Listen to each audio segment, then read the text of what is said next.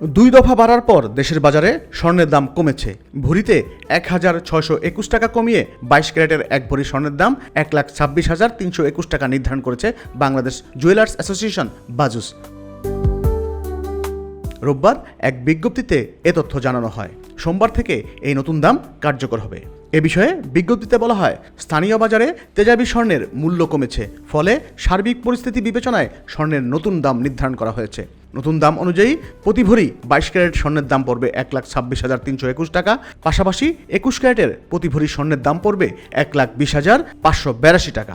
১৮ ক্যারেটের প্রতি ভরি ১,০৩,৫৫৫ টাকা এবং সনাতন পদ্ধতির প্রতি ভরি স্বর্ণের দাম ৮৫,৪৫০ টাকা নির্ধারণ করা হয়েছে।